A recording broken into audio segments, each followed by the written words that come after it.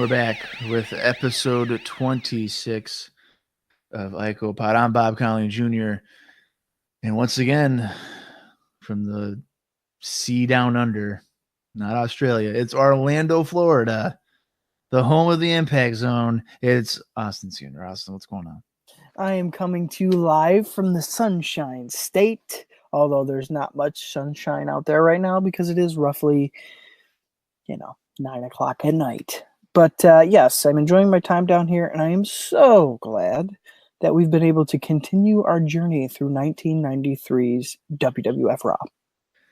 Yeah, and I think at this point it's kind of getting good, a little bit better.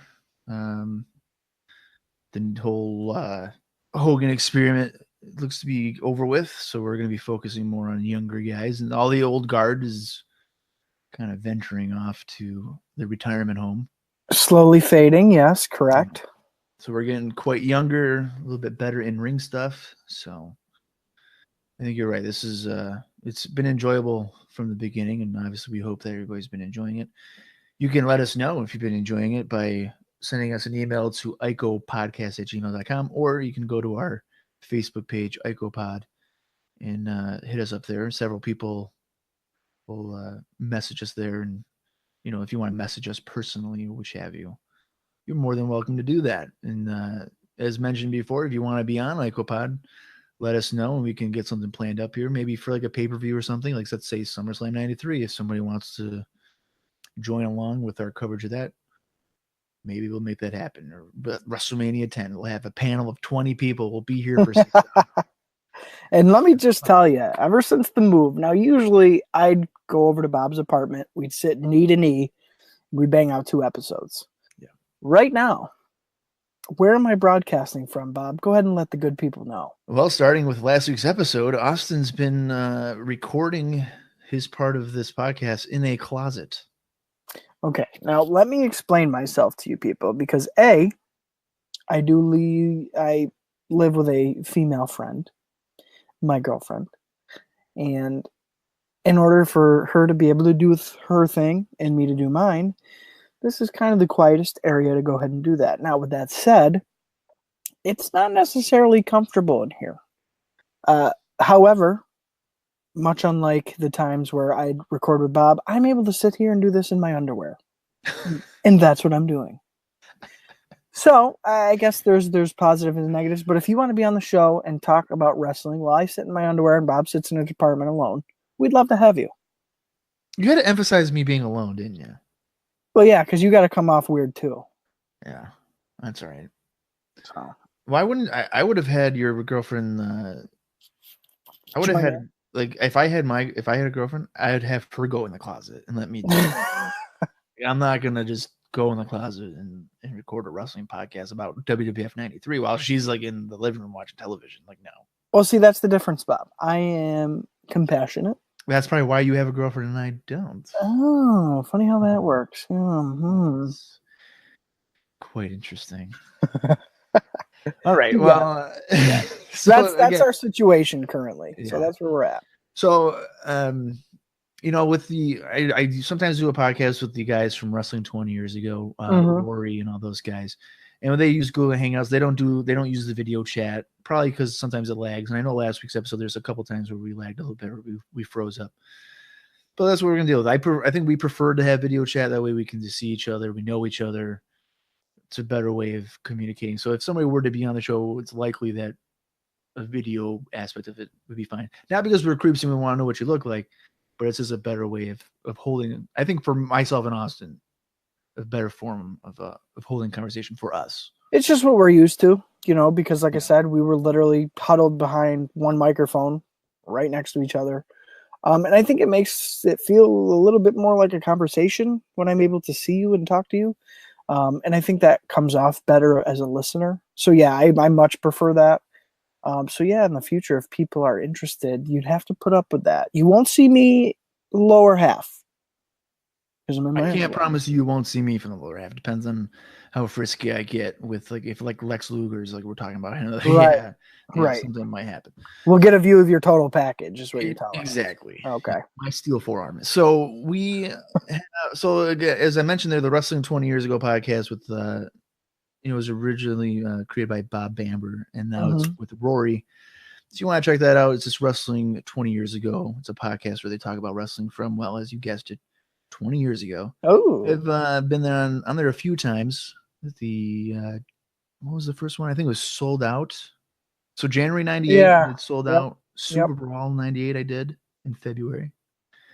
And then Slamboree in May. And I've also did an ECW one. Ooh.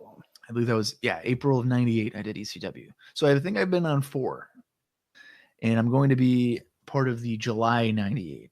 So I have to watch Bash at the Beach 98 sometime within the next 16 days. So I will be on that one. I would assume by the time this is out there, it'll be probably the middle of August or something, but they'll be out there so you can check that. I know a few people have found our podcast through that podcast. Oh, nice. Yeah, so if you're actually a buddy of a Flair, Yep. one of his buddies, I guess listens to that one and has enjoyed it, and I think has stumbled upon IcoPod as well. So Nice. I'm borderline celebrity now, so I don't. Yeah, we really, get it. You're a star, Bob. We get it. I won't fucking need you anymore. Oh, so. I know. Yeah. That's why you shipped me off to Orlando so you could slowly cut me out of the deal. Well, yeah, like I told you, I was like, hey man, maybe you should go Yeah. and like spread your wings, and then that was just to get you the fuck out of here. Yeah. Yeah. So, and I was also tired of vacuuming before you came over, so now I can be in a dirty apartment and not worry about it. And I can have no fucking pants on and not It's a worry about win-win. it. Oh, right. It's probably real dusty in here, and it's fine. And you also wouldn't be stealing my fucking gummy bears and gummy worms anymore. Well, if you didn't put them out there like it was some kind of bait for a fucking piranha fish, then you wouldn't It was have to worry about also a 5-pound bag, so I guess I didn't need it entirely for myself. But well, all right, well let's just get right into it. I don't know if I forgot anything, but probably. yeah, fuck it. Let's just go. I don't care. All right, so we're episode 26. So we got some observer notes before we get into all the whole show, house show, and syndicate as well. So let's start off with some observer notes. The Steiner brothers, they won the tag team titles in Columbus, but it wasn't for television, despite being at a television taping. Boo. I don't know how that makes any sense. Yeah. I would have to think with this whole WWE unreleased or whatever, or hidden gems or something, like I would have to think that might be thrown in there at some point or something. That'd be. Ooh. I'd like to see a title change from 25 years ago at this point. Yeah. But, yeah. The idea being that the WWF is pushing the idea that the titles can change at house shows to boost attendance. As you will recall, they did this with Shawn Michaels and Jannetty. Yes. Earlier in June. Yes. In Albany, New York. Brian Knobs, one of our favorite sellers on the podcast. Speaking of flopping like a piranha fish. The fish. He was recently on a radio show and said that he wasn't with the WWF and was looking for independent bookings. I believe, what is this? We're in June. So I think within 2 months, he's in WCW with Jerry Sag. So I don't know how many independent bookings they necessarily got there. So yeah. Recently, Men on a Mission, Mabel, Mo, and Oscar made their debuts. I don't believe on television yet, but just at the arenas for the TV tapings. And they got a pretty good reaction. So I think Meltzer is believing that they will kind of get over with the crowd very well. I know personally I liked Mabel growing up. Well, hopefully you can make me a believer, Bob, because I don't think I'm a fan. If I am Mabel, all right. No. All right. Well, we'll see. The June 14th edition of Raw got a 2.8 rating. So that was last week? The taped edition there got 2.8. That's a kind of a good bounce back from where we were at. Yeah, where we were at. And you might remember, but a few episodes ago, I had noted that Rick Martel was kind of looking to get his job back. Yep. And it appears he was successful because he will be starting on the road in late July, and he will be working with the 1, 2, 3 kid. Do you think he's got anything really left to offer? No. Especially if he's coming back as the model character. I think that is played out and doesn't really fit. I feel like that's all he knows how to do. Yeah. At I mean, this I wouldn't point. mind Like that's if he were to come back as like Rick Martel from AWA and he's just a wrestler. yeah. Like that would probably be cooler. But you know, I think in WWF everybody needs to have a character. Right. Right. He's not a bad Yeah, I don't worker, I know. guess. But I don't know. I think he's run its course. yeah, when I read that, I was just like, okay, that's not make or break for me. It's just he's just going to be a hand, I think, at this point. Yeah. Yep. You know. So we got 2 house shows, but this one's different than I think anything I've done before, and it's because one of them is a WWF show, and the other is a USWA show. Ooh. And it took place on the same day. And you might be thinking USWA. I don't know anybody fucking in USWA, but when I read the card, you'll likely realize that it's not really a USWA show, just maybe under the banner of USWA, if that Right. makes any sense. Right. Okay, so the first one is from Moline, Illinois, and it's at the Mark of the Quad, and it drew 3,733 people, and it's a debut at the venue. So I thought that was kind of interesting. They've been going to Illinois a lot. Yeah, they have. Yeah. It featured Owen Hart taking on Terry Taylor, Luna Vachon, and Sensational Sherry again. The Undertaker took on Giant Gonzalez. WWF Tag Team Champions Money Incorporated battled the Steiner Brothers. Mr. Hughes took on Bob Backlund. Tatanka and Bam Bam Bigelow met in singles action. And in the main event, WWF Intercontinental Champion Shawn Michaels took on Marty Jannetty. Wow, they've been pushing that Bam Bam and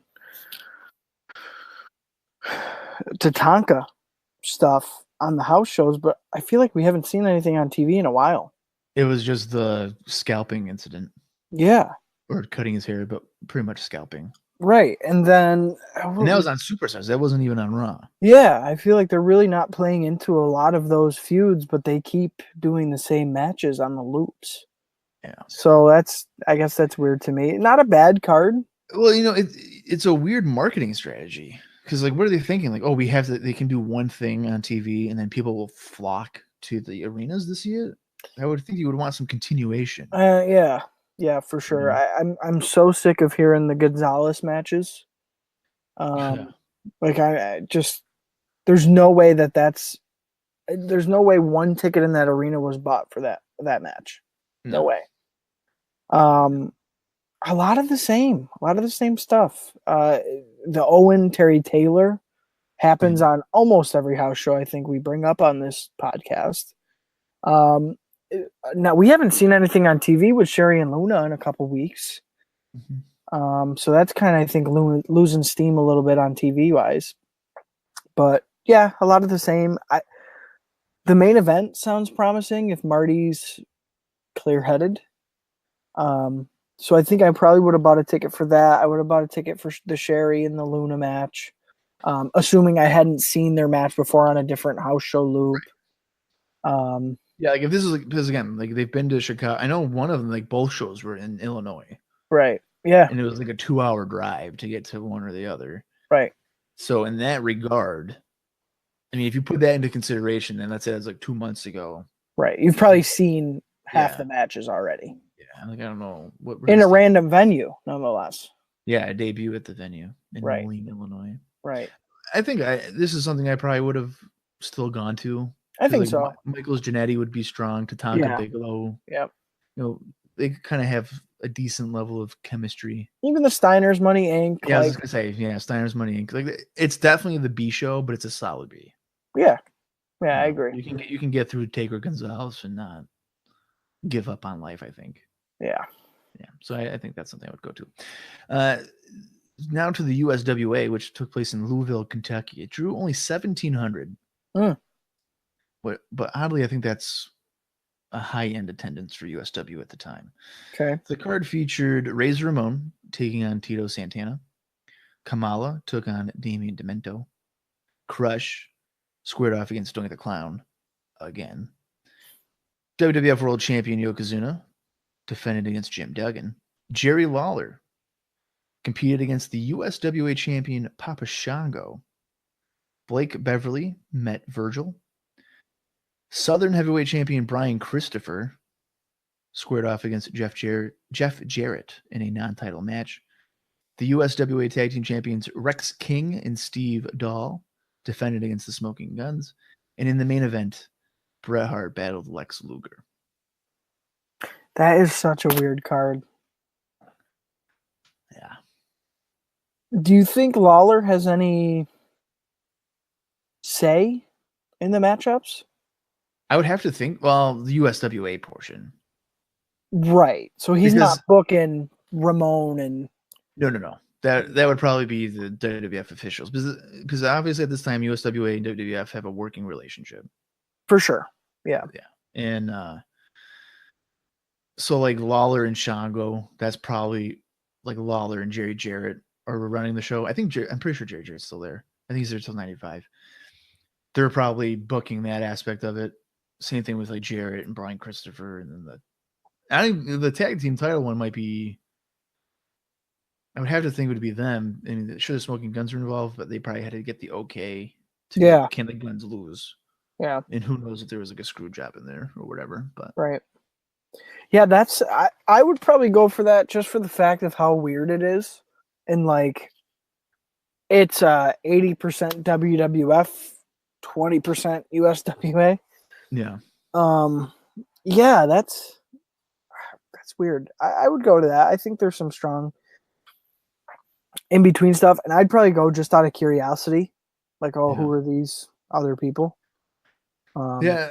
So, like I mentioned in last week's episode, and I'm probably gonna get a little bit more into it now. I've been watching the Memphis wrestling starting in '86 or whatever. I'm starting in '86 and working my way up to '95. I'm obviously nowhere near 1993, but by 1993, USWA is not what it was. Right. Back in the early '80s, they'd be filling the Mid-South Coliseum. However many people could fit in there, they would fucking sell it out. By 93, you can see they're doing a fraction of the numbers. Right. I think just basing off the card, again, not seeing anything, I'm intrigued by Jeff Jarrett, Brian Christopher. Yep. And I've been intrigued by seeing Jeff Jarrett, like even in '86 when he's a scrawny kid that doesn't know much of anything. It's going to be pretty cool to see or continue to see the development that he has into '93 when he becomes one of a pretty solid worker. What have you. And then in Brian Christopher, like I've always known him as like Grandmaster Sexay. Yeah. Yeah. So it'd be kind of weird, or not weird, but it should be interesting to see him as I'm pretty sure like a pretty boy heel. Yeah. In Memphis, and see how. I guess he was like that a little bit with like Too Much. Yeah. 98 or whatever, but in a southern atmosphere, that'd be pretty cool. Right. Lex King and Steve Dahl would be well done. I think they show up at WWF in a few months or whatever. Okay. But I was actually contemplating on like starting a secondary podcast just focusing on Memphis wrestling. Really?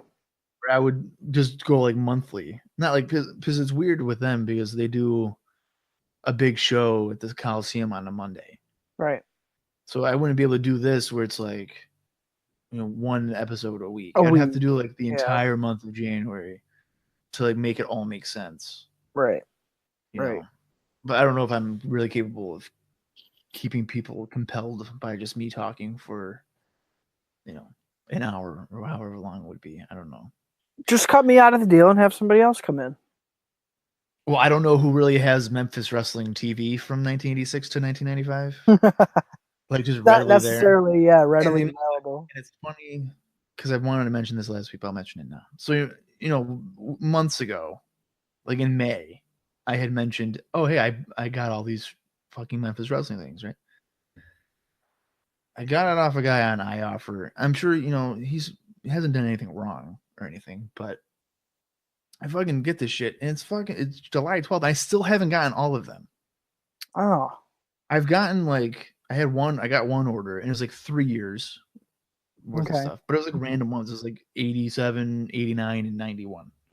Oh, that's weird. I was like, what? And then it had like a note saying, I owe you this or whatever. And then he sent me like another one. And then I was like, I thought, oh, this would be it. And then it's like another note. It's like, I still owe you half of this year and then all of 91 or whatever. And I'm like, are you fucking kidding me? So I messaged the guy. I was like, dude, like, I'll just take a fucking refund of $35 or whatever it was, or like $37.50. I was like, I'll just take a refund because this is blowing my mind. And then he like emailed me or something and was like, oh, I can't respond to messages on here, but like it's going out today. I just got an email now, like, not now, but earlier today that it's being sent out. But I think I looked it up. I was like, I ordered it on May 25th, and it's been almost 2 months. Hey, you know, and I hadn't gotten it. And the thing is, I got 92 through 95 from a different guy, and I got all those in one transaction before I got everything I got from that guy. Right. And that was somebody that I've gotten stuff from before, so I probably should have expected that. Well, it's funny because I always get stuff from IVP videos for Japanese wrestling. I did too, and I haven't watched any of it. Well, I was going to say, most of it, he's really good about just sending it all together. You get it in less than, I would say, two weeks tops. Yeah, when I got mine, because I remember I sent you a list. I got like fucking 40 shows for me. Yeah. And I got that pretty quick. Right. Like definitely, I think I did it like around like it was a Black Friday special, and I definitely got it before like the middle of December. Yeah. When it is like a heavy flow of orders and stuff. So he's a prime example of being really good. And again, the guy that I offer isn't necessarily, he didn't do anything wrong. I mean, he's been in communication with me, but it was just like, come on, man. I just want all at once instead of having to wait. Give you, not even that. Give me 3 consecutive years. Yeah. I mean, obviously I'm still in 86 and I have that. I had, maybe downloaded it, but it would have been, I don't know. I burned through it, dude. I'm already through June. I've never gone that fast. Yeah, that's good. The seasons. I like Memphis stuff. I do. It is. It's interesting stuff. I mean, the shows I've watched, their TV was only like 50 minutes, well, an hour, but like 50 minutes, and it's really not harmful. And like a lot of names go through it. Oh yeah. Even 86. So. Yeah. And not only that, their structure and kind of their booking style has been copied throughout time since then. So it's it's good stuff. I agree with you. Yeah, so I really am contemplating it. I would have it just on the IcoPod server, I guess, or whatever, and just have under a different name, different category. But I don't know if people would be interested in that. I can maybe consider it more because I don't think very many people would watch all that stuff. I would just kind of give like an oral history and oral thoughts, my thoughts on it, what have you. But you never know. Back off of that little sidetrack there. The USWA show here, Bret Hart Luger main event. Piggybacking off the Mania thing, where Bret was attacked by Luger with a forearm. The whole show to me is it's not the worst thing I've ever seen. Kamal Demento would probably not be great. Razor Tito would be okay though. Yeah. Virgil again. I love it. But of course. Relatively speaking, it seems like it's a kind of a strong show for USWA, and they still only drew 1,700. I wonder how much like the Louisville area like just didn't care about USWA, like what they did through the years to kind of kill the town. Because that sounds like something that might have killed the town. Well, and you got to think of it too. At this point, are they not running Smoky Mountain shows? No, Smoky Mountain's definitely there. They were there. They ran from 90, well, I guess like late 91 to November of 95. I don't know how often they went to Louisville though. Well, I know they went to they did do Kentucky. I know that, but I don't know about Louisville. I know they did a lot of it was like Tennessee. Yeah. Like strictly like Knoxville and Johnson City, I think were like the main two. Well, you never know. You might be running into a little bit of that, Yeah. Some clash of crowd there. Yeah, I know later on they did like a USWA Smoky Mountain feud. Oh, okay. Before Smoky Mountain went under, so interesting. Yeah, I would go to that show. I think it would be strong I would too. Enough, and there's enough of kind of a weird dynamic to it where I'd be intrigued by it. Yeah, and like if you have the mentality of a USW, oh, I'm a USWA diehard. You're getting your Lawler. Yeah. You're getting your champions. Yep. You're getting your exactly. You're getting your championship matches, and then if you're just like I don't really like USWA, but I like WWF. You got your Barrett. Right. You have your Virgil, clearly one of the top stars. Of course. And like Razor Ramon, probably be pretty cool to see live or whatever. And Yokozuna, obviously, in Yeah. Japan. So Yep. that's like a no-brainer for me. I probably would have paid maybe a good ticket for that one. Yeah, because you probably could have got a good ticket pretty cheap. So yeah, I would have to think so. Yep. Right. Syndicated news here, or notes, I should say. Bastion Booger, the icon Bastion Booger, made his televised debut on the June 19th edition of Superstars in a losing effort. Do you want to take a guess on who he lost to? Damien Demento. No. Ugh. Virgil. Oh, God. He lost to fucking Virgil. Oh, That's God. got to be an indicator right there of like, wow, you're in trouble. Yeah, these guys don't give a flying fuck about Yep. That's a match I have not seen. Okay. I contemplated on maybe reviewing it, but then I was like, do I really want this dumpster fire of a match? No. Passed on it, so I definitely passed on it. Good. The June 20th edition of Wrestling Challenge, or on the June 20th edition of Wrestling Challenge, it was revealed that the WWF Tag Team Championships had changed twice in recent days. So I mentioned before, on June 14th, the Steiner brothers had won the titles. But then on June 16th, Money Incorporated had regained them. So as of right now, Money Incorporated would be the tag team champions. As we get further on here, you'll be in for a surprise. It is really quick. Yeah, I just feel like the WWF is kind of split with, can we trust a different team to carry the belts? I feel like is kind of what's happening, which is a shame because at this current point, I'd say their tag team division is relatively fruitful. Like there's a lot you could do. You got the Steiners, you got the Smoking Guns, you got the Head Shrinkers. The Beverly brothers are still around. Men on Mission's coming. Right. Yep. You got new guys coming in. I think there's a lot of opportunity there, but they're just not pulling the trigger on it, which is kind of a shame. It's a weird time for the tag belts, I think.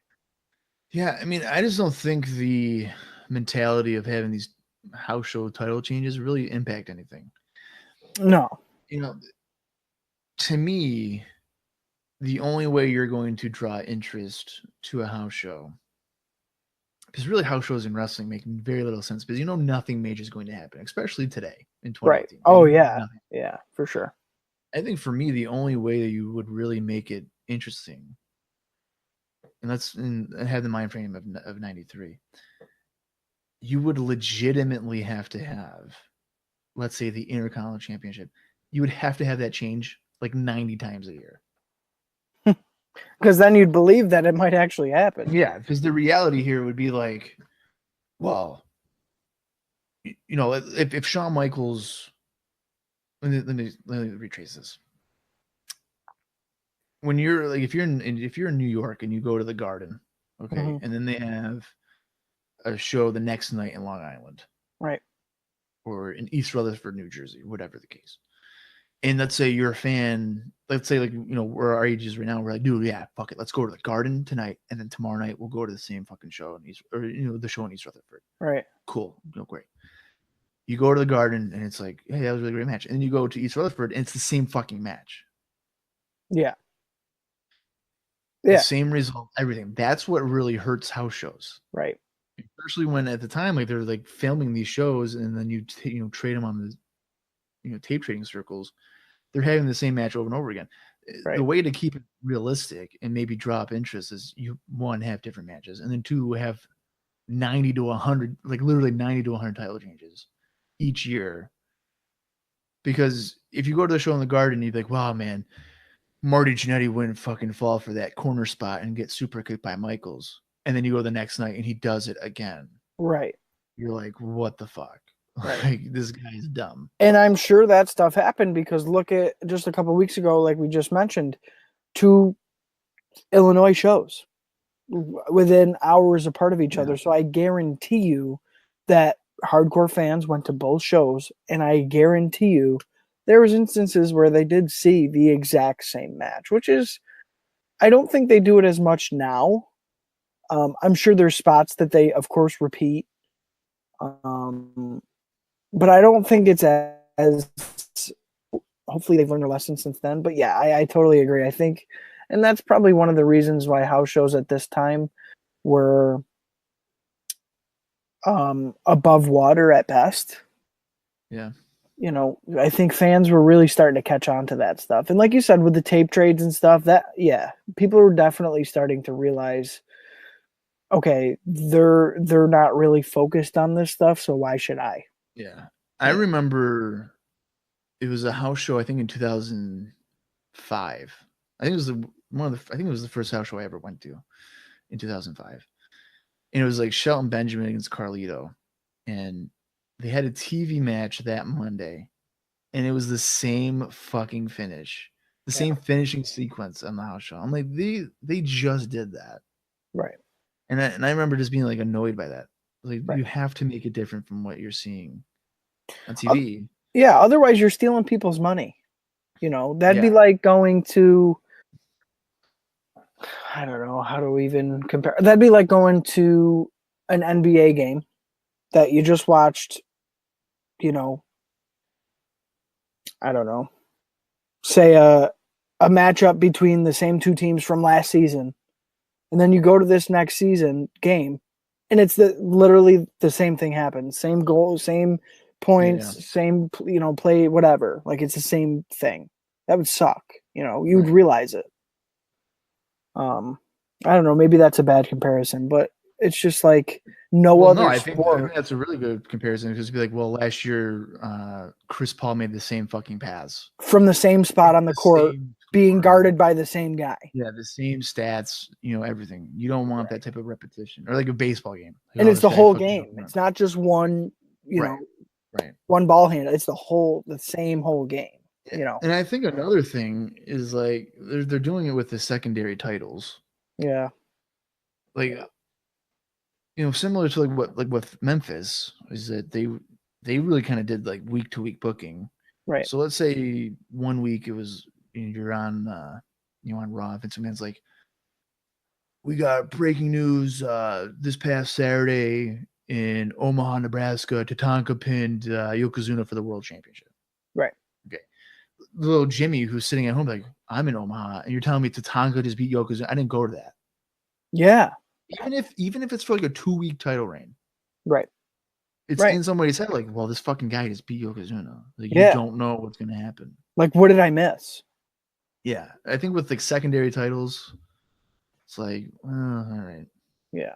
But they've done it a few times kind of recently with like the tag titles. I know like Epico and Primo or whatever beat like Matt Bourne or Evan Bourne in Kingston or whatever. But it's just like, who fucking cares? Like, it's not. Yeah.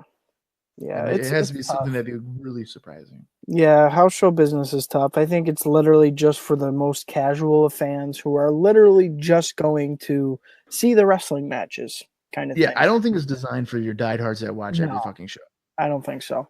I think it's for the families that are like, this will be a fun 2 hours. Yeah, they're looking for a cheap outing for the night to go laugh at the goofy wrestlers play wrestling. Exactly. You know, exactly what it is. So, all right. It's also revealed on the June 20th show that WWF World Champion Yokozuna would be celebrating his title victory on the USS Intrepid. And as previously mentioned, they've challenged anyone to come and try to slam him. Needless to say, that will kind of turn into one of the bigger angles for the summer of '93. And I'm kind of looking forward to experiencing that on here on a weekly basis. That should be an interesting part of the journey. It's by far the longest. It would be the longest running story arc. Yeah, that we will encounter so far.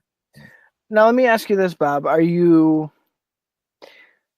satisfied or disappointed with the ship setting? You know, that's a good question. To be honest with you, I never really identified the USS Intrepid as a landmark. That's my problem, because don't get me wrong, the visual of being on a battleship is cool. Yeah. But at the same time, the way they were hyping it up, I thought they were going to put a ring at the base of the Statue of Liberty. Dude, I was just going to say that. Because I was literally just going to say that. Because what kind of visual would it be of, whoever were to slam him? And you have the camera and he's up in the air in the Statue of Liberty. And he slams him. Yeah. I was literally just thinking that. Right.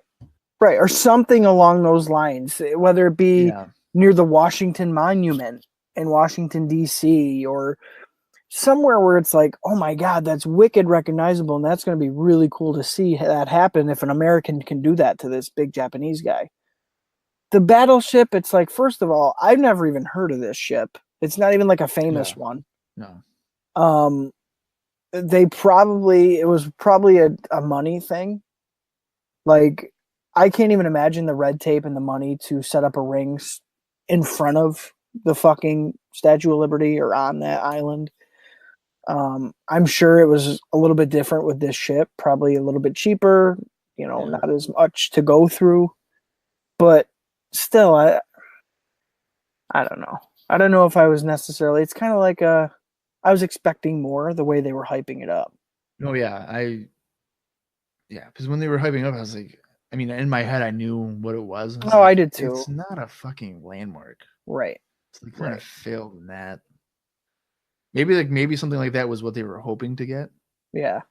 Like, we'll get by the Statue of Liberty or whatever, and maybe it fell through or something. But the USS Intrepid. Right. And the thing, it's not even a landmark. It's in the ocean. It's not a landmark. It's not a stationary thing, I don't think. I never... If you were to ask me, hey man, name 5 landmarks. No. 5 favorite landmarks. I'm not gonna say USS Intrepid. No. That's not gonna happen. No. That will be actually coming up in I think 2 weeks. Yeah, quick. Episodes. Yeah. So that will be. We'll probably go on a tangent on various aspects. Mr. Hughes has claimed that the Undertaker will never regain possession of the urn, and he made that known on the June 20th edition of Wrestling Challenge. Okay. To trust the guy that has sunglasses that never fall off. Yeah, wrap around that look like they're molded into his head. I don't think I've ever seen Mr. Hughes' eyes, ever. I don't think I have. Maybe he doesn't have any. He should be a tag team partner with Adam Bomb. Ooh. And he'd be like, you know what? I don't show my eyes because they're deformed. Yeah, they got radiation on them. Radiation, yes. Oh my God. I can just see now, like, Adam Bomb comes out, like, what's wrong with your fucking eyes? And he'll take them off. I'm deformed like you. It's like, we're tag team partners now. All right, cool. Yeah. That'd be great. Also on the June 20th edition of Wrestling Challenge, Bob Backlund was in singles action against Doink the Clown. Now, we have sat down and we've reviewed this match. And I'll tell you right now, Austin, is that when I first got access to this video, I could have sworn it said, like, total length was like 4 minutes. Yeah. So I could have sworn it said that. And then when I went to go watch it earlier today, it was like, no, it's 8 minutes and 55 seconds. I was like, you gotta be fucking shitting me. This match was 8 minutes long, or the whole segment was like 8 minutes long. Yeah. I was anticipating like a quick little fucking whatever. And I was just like, oh my God, it's like double the amount of time I thought it was. Of course it was. It blew my mind. I didn't know what I was looking at to think that it was only like 4 minutes. You just like to put me through pain, Bob, I think is what it is. If I'm going to go through it, you're going to go through it with me. It's always, more enjoyable to go through pain with somebody right next to you. All right, so this match is Bob Backlund, obviously, against Doink the Clown from the June 20th edition of Wrestling Challenge. I guess I'll tackle this one since I made you tackle Smoking Guns Money Incorporated last week. Backlund takes Doink down to the mat early on and then taunts him. The crowd appears to boo Backlund, though. Oh, they definitely were, yeah. Which was weird because when he came out, like, fans they gave him a pretty decent reaction, I thought, unless they like piped it in or something. But when he took him down and taunted Doink, they were like, boo. Unless they were saying Bob. They could have been saying Bob, but it sounded like they were saying maybe, yeah. They have a confrontation on the mat, staring at each other when neither man is able to get a clear advantage. And it was kind of weird because I think that was when they were both like on their knees. And Bob's just like looking at him. And Doink's just like looking at him back, and then nothing happened. It was an awkward time. Backlund monkey flips Doink, and then they have another standoff. Bob hip tosses Doink, and then Doink rolls to the floor. On the floor, Doink yanks Backlund down by, or not on the floor, excuse me. When he gets back in the ring, Doink yanks Backlund down by his hair, and then he gets kicked for doing so. Backlund hooks Doink, delivering a vertical suplex for a 2 count, but Doink was able to reach the bottom rope with his leg. At this point, Doink must realize that he's way in over his head because he wants to shake hands with Bob and is able to get him suckered into it. They trade some mat wrestling, and I'll be honest with you, that whole exchange, I was not expecting it from Doink. He really held his own, and it seemed like he was more than capable on the mat wrestling. Bourne doesn't seem to get enough credit for. He seems to be just known as a character, not in-ring ability, I guess. But Doink tries for a pile driver and is countered by Backlund with a backdrop. Doink gets an inside cradle and wins the match. After the match, Backlund wants to shake hands with Doink, but Doink sprays something into Backlund's eyes and then laughs. However, a blinded Backlund wildly swings and decks Doink to the floor. That causes Doink to kind of have like a spooked look on his face. Yeah. It's backstage. I believe at this point also Backlund was like chasing after the referee and almost hit him too or something. But Doink just leaves like, oh boy, this guy's blinded and nuts. I better get out of here. For me, the mat wrestling was rather enjoyable. I don't really usually enjoy the mat wrestling stuff, but it was like quick counters, exchanges, stuff that I could, I guess, pretty appreciate. And I was glad that Doink won instead of Backlund, because Backlund should be used to, for whatever credibility he has left, to help elevate the new acts in the company. I mean, the video, like I said, is like 8 minutes long. The match probably is like 4 minutes, but it wasn't the worst thing I've seen. I thought it was solid enough. Yeah, I'll start right from the top for me. I mean, I was worried with I think out of everybody on the Raw roster the WWF roster right now, Backlund is my least favorite. I really, really don't enjoy Bob Backlund. Remember when I was all on the Bob Backlund train at Royal Rumble? Yeah, and I was like, Bob, you must be on hard drugs. Because... Yeah, I goofed it on that one. Yeah, no thank you. So right off the bat, there was some really, really good camera work for Doink's entrance. It starts upside down, focused on the lights of the stage, kind of turns right side up and blurs Doink into vision. It was really, really cool looking. The crowd looked genuinely scared and confused with Doink, so I think he's still getting the reaction he's supposed to, even though he's being positioned as more of almost a comedy act at this point. Yeah. I don't get. Do you know why Heenan calls Bob Backlund Opie? Is it just because he's like a country boy, like that's a country name? I think so. Or is it like a famous? Is there like a famous? I don't know. I don't know. He's done that, I think, forever. I think it's funny. At the beginning of the podcast, he keeps on calling him Opie. Yeah. It's probably in relation to a character, and Bob looks like Opie. Right. I could probably look it up. I mean, yeah, I don't know. I don't know the exact correlation. I'm sure as soon as I look it up, I'll be like, wow, that's fucking Bob Backlund. Yeah. I do enjoy that, and he was doing it quite a bit for this match. As far as the actual match itself, I just love Doink's subtleties. Like, before he would go for the lockup, he licked each one of his fingertips. Oh, I know. Okay. Before locking up. I don't mean to interrupt you, but the Opie thing is definitely a fictional character. And it was played by Ron Howard for the Andy Griffin Show. And I'll tell you right now, there's a picture here, and it looks like a young Bob Backlund. So that's exactly what it is. That's what it has to be. That's good. That's good. That's pretty funny. Well, I knew it had to be something. I just didn't correlate it to the Andy Griffin Show. But go ahead. Sorry. That's funny. But yeah, again, the subtleties in the match with Doink, it just so good. So good. Some of the segments looked a little awkward as they kind of made some hold-ups. Like they made holds up as they went, which was a little bit weird. We had a little bit of sloppiness. And right about at the 5-minute mark, it was getting real boring. It was starting to become a chore. The handshake thing I thought was a little silly. I didn't mind the small package for the surprise victory, though. And it didn't seem like the crowd minded either, because once the match was over, they were kind of glad, it seemed like. There was also some Doink, like a Doink sign close to the first couple of rows of the hard cam. Pretty big. So that was cool. I mean, Doink, there's Doink fans out there, so we're not the only ones, Bob. The finish, again, I didn't mind.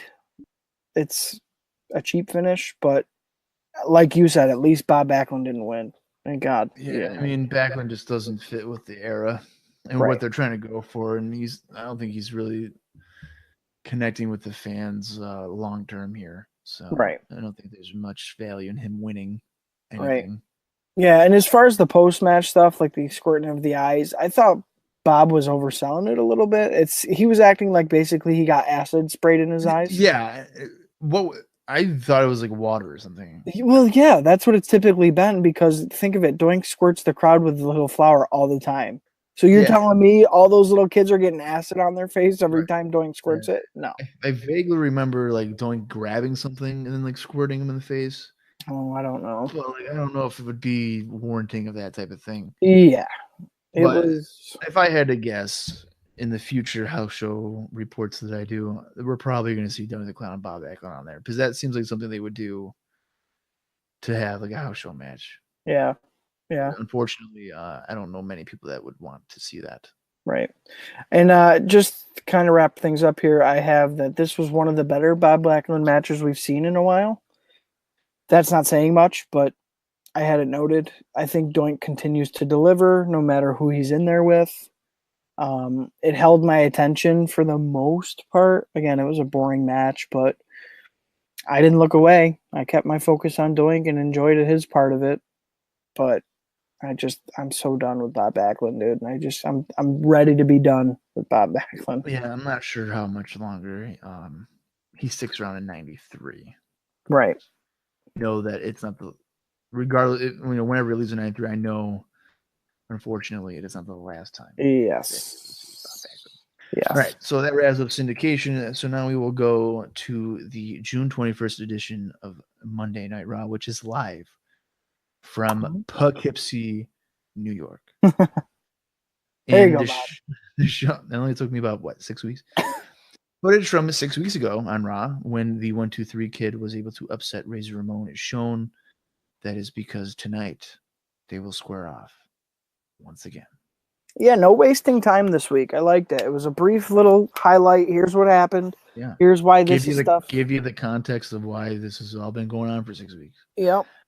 I might have been inclined to make do the Raw opening video or something, have the announcers talk, and then have like a decent little length of a video. Like here's the upset, and then here's Ramon trying to get, just in case of people haven't tuned in. Sure. But I thought it was good. Like, oh yeah, that's right. 1-2-3 Kid fucking pinned him, or he's gonna do it again. Right. That type of thing. After that video, we get the normal Raw opening video, which is one of my favorites. I love the song and gets us hyped. Gets us hyped up. Right, 30 seconds, baby. Let's go.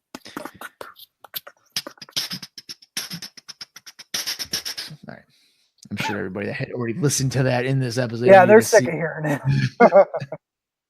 Vince McMahon, Bobby Heenan, and Randy Savage welcome us to the first day of summer edition of Raw. It's the longest day of the year, as Vince McMahon likes to point out to us on this episode.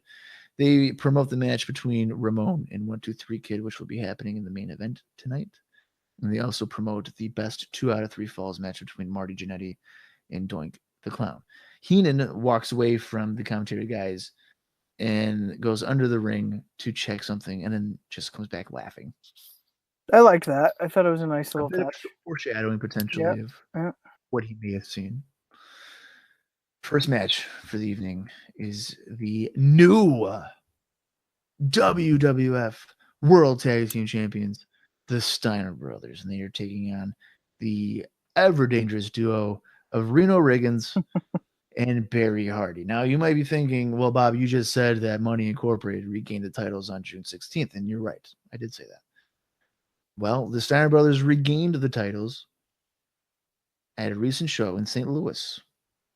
I believe I want to say it was June 18th or something like that. It was definitely on the weekend loop of the house shows. Wow. So they are, in fact, the new WWF Tag Team Champions. And I will just point out now that Money Incorporated do not ever become tag team champions ever again. So it is going to be the Steiner Brothers era by all accounts. Ah, okay. I didn't know that. Yeah. So what do you got on this opening match, my friend? Well, we'll start right into it here. I thought the Steiners came out to a pretty good reaction, and the two enhancement guys got no reaction when their names were announced, to be expected at this point. Going right into the action here, Reno wasn't backing down from Scott, and already this enhancement match had a little bit of a different feel to it, as it kind of seemed like Scott and the Steiners as a whole were going to give these guys a little bit more of a match. Seeing as they've been on WWF shows before and just kind of how this one was starting out. So I was kind of interested in that to see where this was going to go. Just as I was thinking this, Reno got planted by Scott Steiner and scurried out with a quick tag. So it was going to be a match, and then it was like, no, it's not going to be. So the Steiners bullied Hardy a bit with some really tight, snug offense, and it just seemed like Scott got sick of beating on Hardy. So he threw him stiff into the corner so he could tag out to Reno. We're back into it. The Steiners are out here to have fun with these guys. So Reno comes in, immediately gets belly to bellied, and took part in the worst Frankensteiner I think we've ever seen on TV for the finish. So it's so convoluted because Scott flips really quick and probably quicker than we've seen him do it. So that might be part of it, but it's Reno where Scott flips. Reno does not come down with him at all.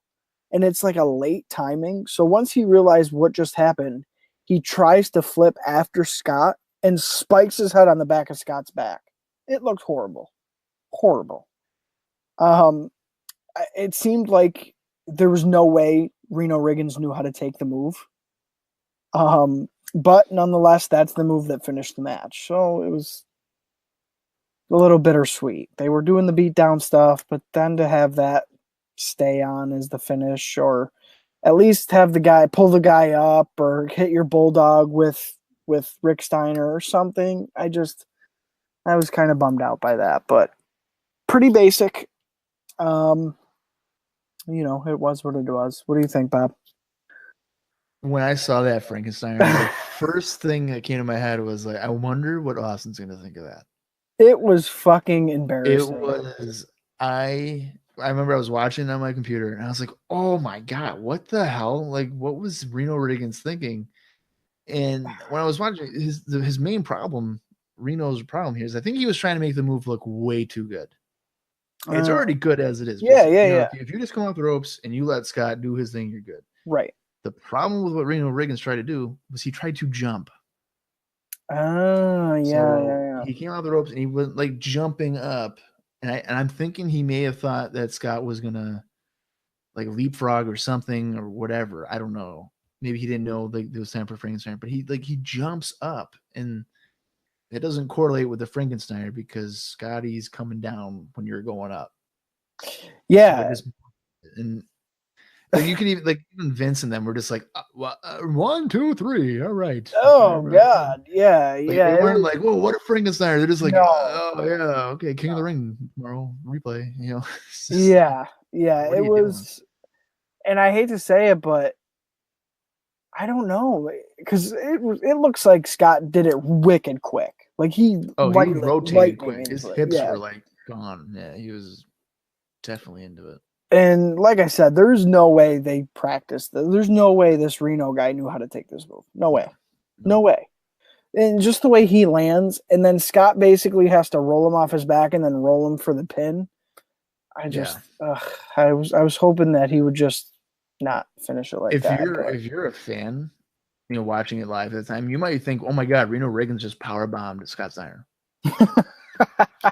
Yeah, it was like, really weird. I could see going to school the next day and be like, fucking Scott Steiner got power bombed and then like still pinned him. Reno Riggins sucks. Yeah, it was bad. It was you're absolutely by far the worst fucking person, or worst way to take the Frankensteiner. Though it would be kind of neat to see Virgil try to take it. Oh my God, could you imagine? Holy shit. I can see Virgil like backstage watching it. He'd be like, "What the hell was that? What kind of pile driver is that? I don't even know how you take that." God. I don't want to see that. I don't want to see. I would take a Steiner Brothers heel turn just so they could do that to Virgil, and then right afterwards, just immediately go back to being babyface. Yeah, like, oh, just forget that. The crowd be into it. They'd stay face. They'd stay babyface. Oh yeah, probably. Yeah. If anything, maybe just turn Virgil heel, and they can just beat him up. Right. Yeah, it was rough. As for my thoughts on the overall match, I mean, it was okay. I mean, this is your ideal thing, I guess. I mean, they're new champions. I think the finish would have been, I think, preferred if it was not horribly botched there. Oh, God. I'm glad the Steiner Brothers are champions. Yeah. And hopefully it'll lead up to better tag team matches now that Money Incorporated don't have to deal with it anymore. Yeah. I you think Money Incorporated will be singles guys now? Because what's the purpose of them being tag team right now? Either that or we'll see less and less and less of them. I just feel like, especially with Ted, we know he's coming to the end of his rope, but yeah, especially here, even if he were to just be ringside for some of IRS's singles matches, that I'd be fine with that. I have no interest in seeing them really tag anymore. It's going to be weird. It'll be weird for sure. I think they'll get lost in the shuffle. I mean, they're already they're really sticking out as the old team. Yeah. Even the old act. Yep. Really. At this point. Yep. All right. So coming out of that, we get another, I think this would be the third now in a matter of 2 weeks. The third King of the Ring replay. Hulkamania is dead. The Foreigner strong. Bret Hart's won 3 matches. You got to check it out. Jerry Lawler's a jerk. Same video. Yeah. Tomorrow night. I'm assuming the same price as the regular pay-per-view. I would hope it's discounted. If you're just gonna tell everybody what the fuck happened anyway. Yeah. Right. Out of that, we got Doink the Clown. He's coming to the ring and he's on a unicycle because he's. I was impressed. I was impressed with that. I was cool with it. I was like, hey, that's a different entrance. Yeah, because how does Matt Bourne know how to ride a fucking unicycle? Yeah. He must be really dedicated to the clown career, I guess. Well, he's coming on a unicycle because he's in singles action. As we have already mentioned, it's the second match of the night. It is Marty Jannetty taking on Doink the Clown in a best 2 out of 3 falls match. And then I'll tell you again, I sat down. I was on the WWE Network, and I saw, how they have it pegged, how long stuff was or whatever. All right, you can see the endings and the next segments. And Yep. So I saw where it said it began, and then all the way over here I saw where it ended. And I was like, you gotta be fucking kidding me. This is gonna take up like half the show. It was nearly the whole episode. And it's the thing is like my mindset wasn't this is gonna fucking suck. It's just like I don't know if I want to see. Yeah. And this is in reference to last week's episode where their match was good. I enjoyed it. Right. But I don't know why my brain is programmed like this where it's like, I don't think I really care. I'm not really looking forward to this. It's probably going to be real good, but I still just don't care. I'm a weird wrestling fan. I don't understand it. Yeah. I prefer really bad wrestling. Maybe that's what it is. You do like Tatanka, so that's saying something. Speaking of which, when was the last time Tatanka's been on Raw? What about Bam Bam? What about Sean? What about fucking they're focusing on all these weird guys. I don't understand. Yeah. Even Adam Bomb. Where's he been? Yeah, Bomb's been at least 3 weeks now that we haven't seen him. Yeah. All right. Well, I guess I'll go through this again like I did last week. Deep dive, Bob. Go for it. Here we go. I have plenty of notes because it went fucking 23 minutes or whatever. Doink is in the corner and he wants to lure Jannetty in like he's a freaking child predator. He's like, come here. Come here. No, come here. I'm not going to bite you. Just come here. And then Jannetty's like, yeah, no, bro. I'm a rocker. I'm not fucking stupid. Yeah. So Marty shows some intelligence and doesn't fall for it. So Doink backs Jannetty against the ropes and actually does a clean break, which surprises Vince McMahon. He's like, oh, wow, I wasn't expecting that out of the evil clown. Jannetty is able to use his feet to flip Doink over as he ran the ropes. Then Doink yanks Marty down by his hair, and the referee gets between them. Doink wants Marty to punch him with a closed fist. Like, I want you to get DQ'd. Just punch me. Yeah. And Marty's like, no. And you know what, too? Just to cut you off there, Bob, the whole story for this match is Marty is smartened up to Doink's antics. Yeah.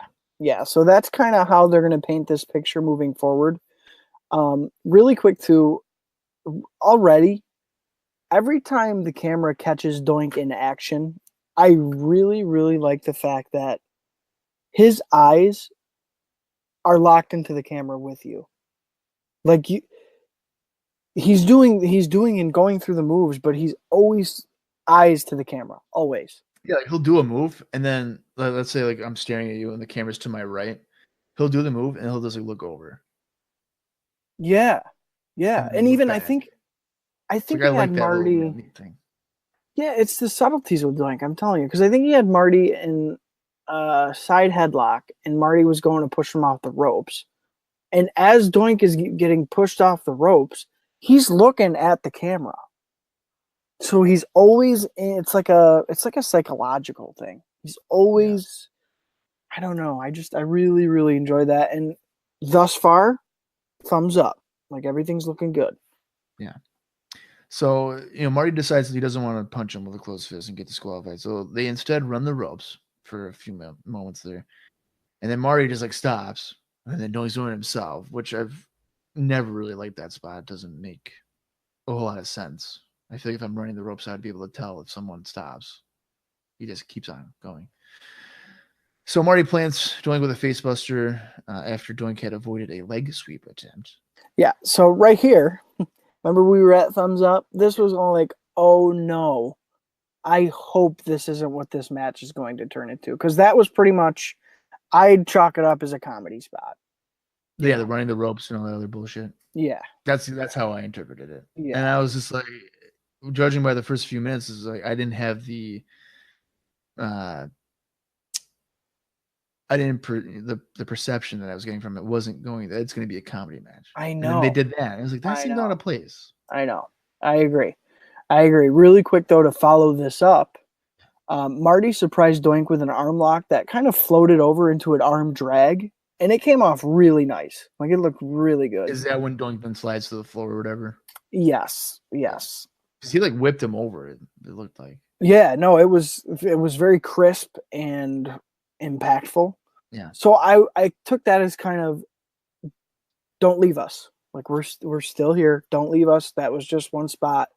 We're still going to wrestle kind of thing. So I was back into it. I was like, okay. Okay, so that brought you back into it. Yes. All right. So from that spot, so Doink had rolls to the floor. Doink comes back in and then works over Marty with strikes in the corner, but Marty hits a monkey flip. Doink eye rakes Jannetty, but Marty gets back with a backslide for a 2 count. Jannetty misses a splash in the corner, falls to the mat. Doink hits a top rope whoopee cushion for the first fall. Looked good. Really good. I like the whoopee cushion finisher. Yeah. So I believe we have a commercial break after that. We come back from commercial. They're just standing in the ring, so seemingly they've been waiting for 2.5 minutes before they fucking do anything. Yeah. God, I'm sure the live crowd would love that. Oh, yeah. We haven't done anything for 2.5, 3 minutes. What are we doing? Yep. So Doink is up 1-0. So we go into fall number 2. Doink hammers away on Jannetty to keep control of the match before sending Jannetty hard back first into the corner. Marty is on the floor when Doink comes off the top with a double axe handle right in front of the commentary table, and Randy Savage notes, I don't know if I like that. He stole my move. And then like, I didn't even hear that. Yeah, Heenan was like, I don't know, man. Is that really your move anymore, or whatever, stuff like that. Yeah, yeah. I thought that was pretty good. That Savage, I was like, because when he did it, I was like, I wonder if Savage is gonna say anything, and then he did. I was like, oh, okay. Well, I think didn't even Doink kind of turn to the commentators table and laugh? He like looked over there and laughed. He did taunt them. Taunt Savage. Yeah, and it was at this point during the match where Doink was really looking like a psycho because his face paint again was just so smeared. Yeah. And messy. Like there was no indication that it was clown makeup at all. It was literally like white and blue spread across his face. And as he's beating on Marty here, kind of on the apron, he's like whimpering and continuously slapping him across the face. He's telling him he's sorry, like, oh, boo-hoo, like that he already has a pin on him. Yeah. So he's really playing it up to the nines here. And he kind of continues that throughout the match. But go ahead. I wanted to note that that's where we were at with Doink. Yeah. Jannetty fights back from the apron with a shoulder ram, but is kicked by Doink. Doink avoids a boot, and Marty crashes to the mat, leading to a near fall. Marty nearly wins with another roll-up and hammers away on Doink to keep control. Jannetty hooks Doink for a snap suplex. No, how do I have this? Jannetty hooks for Doink. No, so somebody counters a suplex of their own, essentially. I think Jannetty tried to go for Doink and might have countered it. Or no, Doink went for it and Jannetty countered it? Yeah. Doink goes for a snap suplex on Jannetty, but Marty counters with one of his own. Yes. Bob needs to learn how to write. Jannetty heads to the top rope and comes down and waits to deliver a super kick, which had a really nice pop to it. So it looked like he was going to go to the top for like the rocket drop or something, and then he's just like too far, so he's like, fuck it, I'll just drop down, and he fucking nailed, like, he slapped his leg real good because he nice pop to that. Well, and then Doink flew across the ring. Yeah, flew. When he flew, and then Jannetty went to the cover, Doink was able to get his leg on the bottom rope. Yep. So he couldn't even win the match. Yep. Jannetty then delivers another face buster, and this time comes off the top to hit the rocket dropper to win the second fall. So now we're tied 1-1. I hate that finish. It's so lackluster. It's a fist off the top. Well, here's the thing. So Jannetty uses that. Lawler uses that. Yeah. Ted does fist drops all the time. Who? Oh, Ted, yeah, the falling one. Yeah. Always. I don't understand how that. Yeah, I really don't understand how that's a. It's a punch. Yeah. It's a punch. I mean, I could get it if like Lawler was like, "Oh, I have a chain. Oh, I can wear that." It's a fucking fist drop. Especially for a guy like Marty Jannetty. Like, that's the coolest move you're going to do off the top rope, coming down with a little fist. Yeah, I know. I mean, he does get some pretty good air on it, but you're right. It's essentially just dropping your fist down. Yeah. I don't know. Yeah. I think it's lame. I don't know if he does it now or if he does it later, but when he, like, puts his leg over the guy's neck and then drives him down, I think that's like a different modified version of the rocket drop. That's a better finisher for the guy, but that's like 2 years from now. Right. Fall number 3, which would be the final fall, because we were tied 1-1. Again, commercial break, they come back. They haven't done nothing for probably 2.5, 3 minutes. Right. Doink is begging off in the corner, and now he wants to be friends with Jannetty, similar to like with Backlund from Wrestling Challenge. Mm-hmm. He tries for a sneak attack, but fails. Jannetty atomic drops and then clotheslines Doink for a 2 count. Doink pulls Jannetty down from the floor and wraps Marty's right leg around the ring post. Another example of working over the right leg, which is, I think, number 2. This is the second time that we've seen this on the podcast. Usually it's always been the left side. Right. That might be a running tally on this podcast.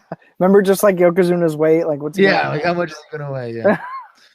Doink gets back in the ring and locks in the figure 4. Jenny's okay. Now the way that Jenny sells is, he's like flaying. He's like hitting the mat. Like I would have thought he was submitting. Yep. But the referee doesn't consider that a submission. Right. So Jenny almost gets counted out because of the pain, but luckily he kicks out. Jenny is able to reverse the hold, but Doink quickly crawls to the ropes to break the hold. Doink recovers first and then continues to work over the right knee of Jannetty. Marty takes Doink down with a backdrop, and then Doink takes Jannetty down and locks in a single leg Boston Crab. And again, Marty looks like he's tapping out, but Doink switches to an STF. Yeah. Doink drives down Marty's knees to the mat to keep control and kicks Marty to keep him on the mat. Doink heads to the top rope, seemingly for the whoopee cushion, I would assume. But Marty gets up and press slams Doink to the mat. And Marty connects with a spinning elbow shot and hammers away on Doink with several right hands. A second, more seemingly out of shape Doink comes out and goes under the ring. Marty hip tosses Doink out of the corner and then heads, and then he seems to know that something's up. Yeah. And he's like listening to the crowd, and then he begins to look under the ring. Doink comes over and nails Jannetty with a baseball slide kick. Doink rolls Jannetty into the ring and delivers a forearm shot. Jannetty drop kicks Doink to the floor. Doink then proceeds to go under the ring, and Marty waits on the other side, thinking that he'll come over on that side. However, Doink comes from behind to sneak attack Jannetty, but is met with a kick. They collide shoulders, and then Doink falls to the floor. A new Doink rolls in, and he can't pin Jannetty. Marty almost wins with a roll-up, but Doink plants Jannetty with a pile driver for the win. Now, before I get into the aftermath here, the shenanigans, I was not expecting a pinfall there. Yeah, it almost seemed like it was like, okay, guys, your time's up. Like, come up with something. I also really didn't like the fact that it was so obviously a different Doink. The paint was barely smeared on this one. to where his Matt Bourne's pretty much his whole face was exposed. And Bobby goes, no, that's the same one. Look, he's got the same black shoes on, which I thought was hilarious.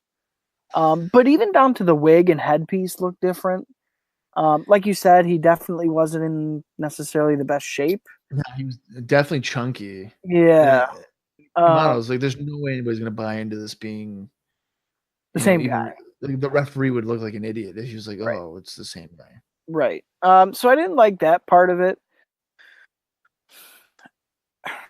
It's too bad because up until the finish, I still really enjoyed the match. But let's go into the aftermath here before we continue. Okay, so we think that Doink won.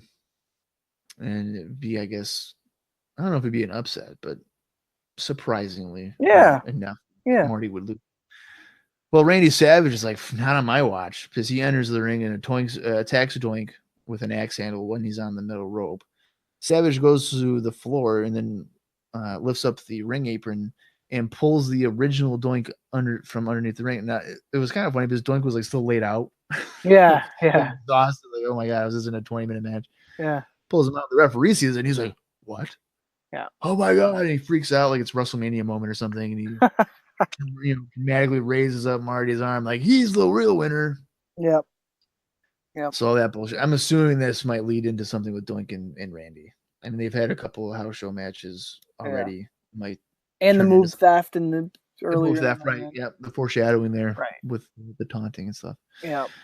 So as I mentioned, I was pretty shocked to see that Doink got a pinfall. Yep. Usually, I don't even know. I don't know what I was thinking. I was thinking that Jannetty would counter or something and win. Right. Sure, it was reversed, and it wasn't the original Doink, but the victory still kind of gives Doink some credibility. Yeah. Because on some levels, the double Doink thing worked. Right. So, if it continually didn't work, then it would serve very little purpose. Mm-hmm. While Jannetty winning by reverse decision doesn't really do much for him because you didn't pin him. You didn't win anything. It's like a pity win. Exactly. It's like, oh, we caught this guy cheating, so he can't win. We'll give it to you. Right. So, I mean, the fans like freak out about it. But when I watched it, I was just like, I wouldn't be thrilled about it because he didn't beat him. He won it because Savage helped him out, essentially. Right. Yeah, the crowd was fully invested in this match, which is a nice change because I feel like as of late, especially last week, they were nuts last week, but there was points in this match where you could feel the anticipation for the next fall, especially going into the last one. So I wicked appreciated that. I thought both guys worked really well. They were both pretty gassed by the time it was time to figure out the third fall. They were both pretty gassed, which understandable. But all things considered, I think they lived up to the hype of a return match here on Raw. I enjoyed it. I think, again, both guys are very, very underrated. So for them to shine like this and get as much time as they did and make the most out of it that they could have, I really appreciated. The finish was pretty lame. I don't like that they're really heavily relying on the doppelganger Doink thing. I think it's a little over the top, even for WWF 93. It's pretty hard to convince me that Doink has this magical power where he can, you know what I mean, kind of clone himself or whatever. Well, when they do that and when like McMahon really hypes it up, yeah, it's just so like over the top and corny. It's like, it's cringeworthy. Yeah, it's like you can't be serious. Oh my god, is this Doink coming out now, dude? Is he not under the ring anymore? Like, right. So the fact that they actually reveal that it is two separate guys at the end of this match, I did like. I like that Savage pulls out the original. I like that you get that dynamic of, no, there's definitely one guy and one guy. It's not like at WrestleMania where it was like his reflection. Yeah. They weren't playing it like that. It was, there's two different guys here, which I liked. I liked that part of it. But I don't necessarily think that the finish took away from the match. I think the match was good by itself. If if you don't watch the finish, you're not missing much kind of thing, which is too bad because you think a 2 out of 3 falls, the last fall is going to be the most exciting. Especially when it's 1-1. Yeah, it wasn't, which kind of sucked. But this match could have been way worse, and I think they lived up to the first one, so I enjoyed it. I liked it. Well, it's funny. So to go back on the double doink thing, at one point, like Heenan's on commentary, after the reverse decision and everything, and he's acting like devastated. Yeah. He's like, I never knew there was 2. Yeah. I thought it was always 1. Yeah. Like that type of thing. So that part of it, I thought was kind of funny. But the match was enjoyable. I think for me it dragged a little bit, and largely because I was not really wanting to watch a 23-minute match between Doink and Marty Jannetty, despite knowing that it's probably going to be good. I mean, it was enjoyable, yeah. And I've watched way worse things than this. Yep. The finish, though, I would have preferred just a definitive victor. I think if Doink just wins, I think in this situation, because Jannetty seems to have his push diminished. I would have maybe had Doink win both falls. That would have been interesting. Yeah. Yeah, and you can, have him taunt Savage afterwards again by doing something, or maybe even have him win with the elbow drop instead of a whoopee cushion. Right. Something like that, and you can set up maybe a TV feud between him and Savage. But yeah, I mean, the reverse decision is just like a sympathy thing. It's like Jannetty. The dusty finish, That's exactly what it is. And I don't know. It's just it certainly doesn't make Jannetty look good. No, and you can tell that he's gonna probably be on his way out again at this point, which is crazy because he just came in with so much hype a couple weeks ago. Yeah, that or like Adam Bomb, for instance, or like any other new heel were to come in, like they're probably gonna fight Jannetty on Superstars and win. Yeah. Right. That's the vibe I get. Right. He's got no more momentum. Like his momentum has been stopped. Yeah. On commentary, they're not like, oh, this guy was Intercontinental Champion 3 weeks ago. No, not at all. The guy didn't even get a fucking rematch at King of the Ring. No. Nope. So nobody really cares about the guy. Right. Which is unfortunate because Jannetty he's more than capable in the ring, and when he's in the right mindset. Yep. And yep. I mean, it's his own. I guess it's his own fault, but still, he hasn't accomplished more than what he should have. Yeah. Agreed. Coming out of that, we go and we have our Ico Pro ad with Lex Luger. Does he not look plastic? Yes. He looks fucking plastic. He's like a Ken doll. It's insane. I guess I didn't realize it because I always kind of just numb these things out because they're always the same at this point. But Luger is so shiny and rippled. Yeah. He looks like he's like made it out of Hasbro plastic. Yeah. Well, I know like later on when he was in WCW, he'd always be like, I got 3% body fat. I believe it at this point. Oh, well, yeah. And the thing is, let's say if in 93 here he has 3%. By the time 99 rolls around, like in 99 he's like fucking gassed to the gills. Oh God, yeah. He looks like a balloon animal. Yeah, and the thing is, those 6 years later than where we are now, he's like body wise probably in like way better shape than what he is now. And he's obviously in good shape now. Yeah. But like his abs have like abs on top of them. Yeah. In 99. Yeah. Yeah. Oh, this is pretty funny. He's wheelchair bound now, isn't he? I don't know if he's still in the wheelchair. Oh. I know it's crazy. It's like crazy. A scrawny old man now, though. Like, you never would have thought that he was like a wrestler. He looks he was. Yeah, he looks like your lesbian aunt now. Yeah. Like that's what Lex Luger looks like. Yeah, so hey Luger, if you're listening, if you want to do our opener, it's got to be 93 Luger though. We're not taking the current one. Yeah, for sure. After that Ico Pro ad, we get another figures ad, and then we go to the commentary table where, as I mentioned before, Savage and Heenan McMahon are talking, and Heenan's like, "That's the first time I've ever seen 2 doinks." Like a complete shock that's ever before. That leads us to our third match of the evening. It is Mr. Hughes against Bobby who? What did you have for this match? So, back in the arena, really quick before the match, Bobby and Randy continued their arguing on the mic. and Mr. Hughes was promoted. I don't know. I'm still so much in the air with Mr. Hughes, whether I care or not. I don't care about the Undertaker angle, that's for sure. But nonetheless, here we go into the match. Hugh came down to the ring with no music, followed by Harvey Whippleman, which I thought was weird. And of course, it's Hughes. I think Hughes and Backlund are two guys that don't have music. yeah. It's not very common. Right. Bobby Hugh is of course waiting for him in the ring. First move of the match, Hughes levels Bobby with like a standing clothesline, like no effort. He just stood there and clobbered him with a clothesline for the first move. And for Mr. Bobby Hugh, it was all downhill from there. As Hughes followed up and hit one of his really good drop kicks. It's like a rebound drop kick. Standing drop kick. Yeah, that guy that size. And makes it look like, Owen Hart just threw it, I have it written down as I thought it was pretty impressive.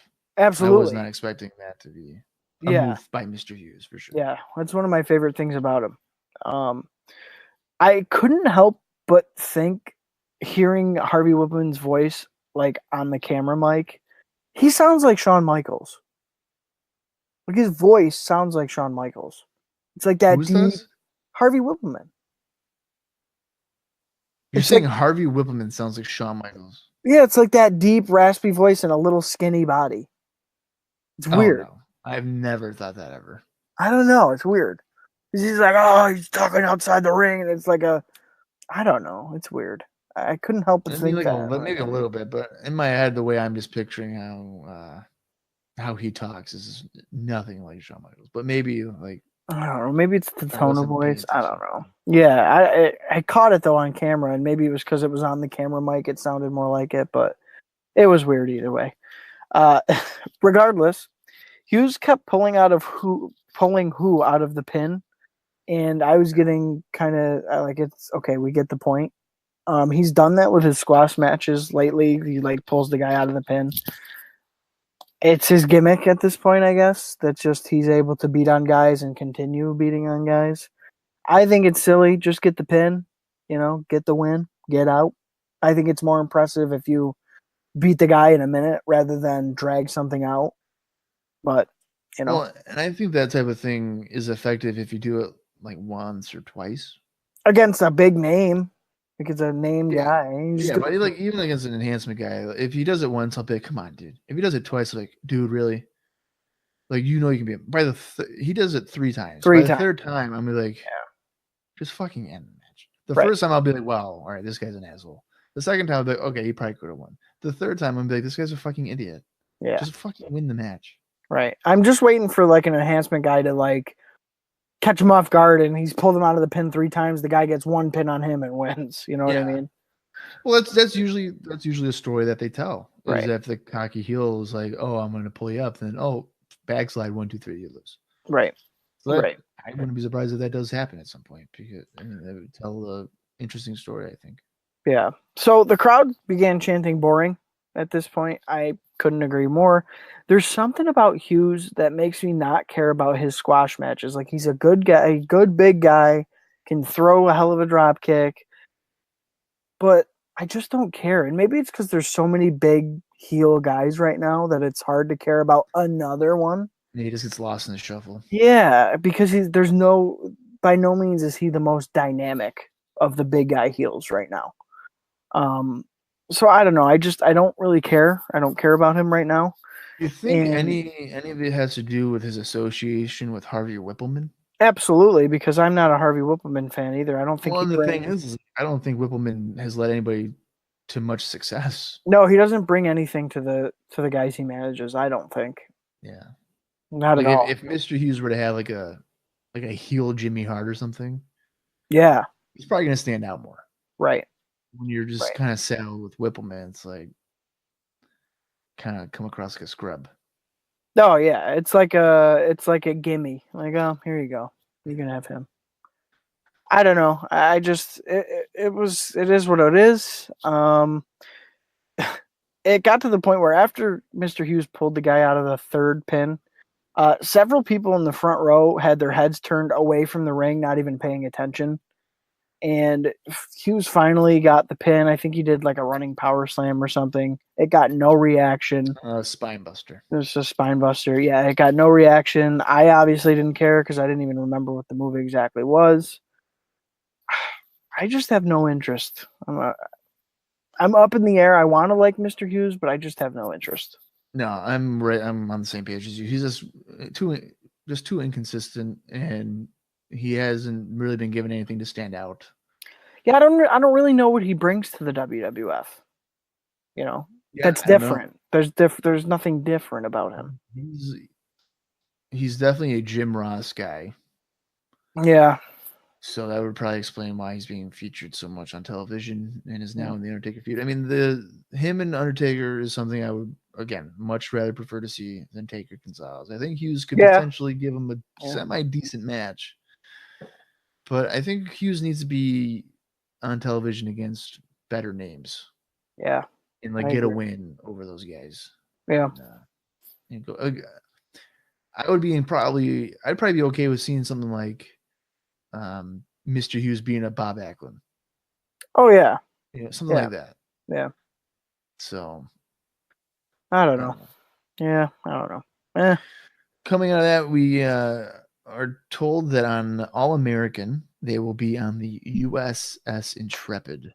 I guess to kind of give a preview before the Body Slam Challenge.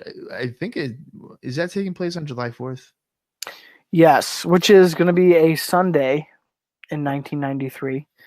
I don't know why I asked you that, because he fucking said Independence Day that they would do that. So I don't know why. I was like, why? Okay, but go ahead. Yeah. Yes. It's basic hype here for the show. They did mention that, just like last week, there's going to be athletes from every league of every sport in attendance, and you never know who's going to slam Yokozuna. So if I didn't know beforehand, you almost could maybe believe that it's going to be somebody random, or somebody not in the WWF that might slam him just for publicity purposes. That's what I would think. I don't think an athlete per se, but maybe like a new wrestler. Right, or something like that. Yeah. So I'm trying to go into this with an open mind, even though, of course, I know where we're headed. But that's the only thing that they kind of cover for that show. That seems like the reason the show is happening is for that. That's it. Yeah. So McMahon notes that Crush, the Steiner brothers, and Randy Savage will be there to attempt to slam the WWF World Champion. Because he also mentions like Bill Fralick and I think a couple of other athletes as well. But Charles Barkley? No, I don't think Charles Barkley's there. Oh, I thought Heenan made reference to him or something. Well, he might have made reference, but he's not going to be there. There's no like high end known. Right. Like Shaquille O'Neal's not going to show up and try. That would have been cool. Have Shaquille O'Neal. It would have been. I mean, Shaquille O'Neal is a wrestling. In '93, yeah, that would have been cool. That would have been pretty cool, but that did not happen. Going back to the arena, it is time for the main event of the evening, and it is probably one of the most looked forward to matches thus far in IcoPod. It is the 1-2-3 Kid finally getting back in the ring against Razor Ramon. Ramon has put up $10,000 just to get Kid in the ring. So once again, Kid does not have to win. Right. This has to wrestle. He could get his ass kicked, but as long as he's got a pulse. 10 grand. 10 grand in his bank account. Right. So Ramon has a sack full of cash. As the same sack of cash that he fucking had last week. And Kid comes to the ring without music. And it seemed like as if the camera was kind of confused. Like they looked for him and he wasn't there. We go to the hard cam and then Kid's at ringside. Yeah, he's like already there. They missed like the cue or something. Something weird because he doesn't have any music either yet. Yeah, so. It was weird. Yeah. It was bizarre. They kind of zoom in on Kid's face as he's on the floor, and it looks like he's trying to think of a way to win. He's like, how the fuck am I going to survive this? Like, I don't know what I'm doing. Yeah. I also have it noted here that his tights are still Lightning Kid attire. I know. Like, it's been over a month. Right. And they're calling him the 1-2-3 Kid. I would have to think that in a month's time he could get some 1-2-3 tights made. Even if he just wore them for WWF because maybe it didn't match up with whatever else he was doing. Yeah. Like, fine. But still. And then he drops off the apron. and like stalls. Yeah. I thought he was about to get booed because it was like he wasn't going to do the match. So Yeah. it was a really weird beginning here. Yeah, it did. It felt a little off. Like maybe he Yeah. didn't know how to start it or something. I don't know. Kid ducks a right hand on the apron and then rams Ramon's face into the turnbuckle. Kid almost wins with a top rope sunset flip, and like the crowd was like, "Oh shit!" Like almost, and the I commentary would guys have were like, "Oh loved my that. god!" I I would have thought loved that. me too. I would have been like, when I was watching, I was like, that would have been fine with me. Oh my god, for Like sure. just instant, like he was one 10 Yeah. grand, because then you could go next week, and then maybe have Rome be like 20 grand. It was Want him another again. fluke.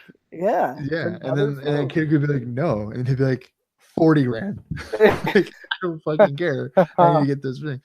Eventually, you could have a match at fucking SummerSlam for like $100,000 just so that Ramon Yeah, could it's fight him on the again. line. Yep. Yeah.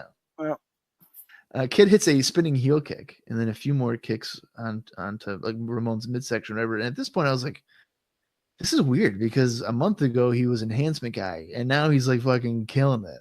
Whipping all these moves out. Yeah. Oh, this like that stuff kind of kills the credibility of wrestling. It's like this guy Well, couldn't do anything a month ago, and now he's like capable of can hang anything. with Razor Ramon. Yeah, Yeah. you gotta suspend your disbelief, I guess. Right. Kid tries for a crossbody coming off the ropes, but that leads to Ramon catching him and hitting his trademark fallaway slam. Ramon tosses Kid across the ring to keep control. Ramon decks Kid with a clothesline and then an elbow drop, and then he plants Kid with a choke slam. Ramon, at this point, seems like he's pretty frustrated about what's going on. And he locks in a abdominal stretch, and he lifts Kid's right leg up to add more punishment to the hold. Razor keeps Kid on the mat, tying his legs, and then slaps the back of his head a few times. And then Ramon has Kid over his shoulder and hits a running power slam in the middle of the ring. And then he just casually stomps Kid's face. By the way, that choke slam, they were keeping the pace of the match here was pretty quick. So I assume that I assume that TV time was slipping away. So they were trying to get the most out of it. I thought after that choke slam that 1, 2, 3 Kid's life was slipping away because the way he fucking folded, either that was a great sell or Ramon fucking drove him through that mat with that choke slam. It's probably more so the latter. Yeah, it looked nasty. It looked real nasty. So I didn't want to just gloss over that. That was like a really, really devastating one. Yeah, it did look pretty good. Ramon sits Kid on the top turnbuckle and connects with a middle rope back suplex, and then he proceeds to dump Kid to the floor. Ramon pulls off the protective pads, and he's like, "I'm gonna go for the razor's edge right here."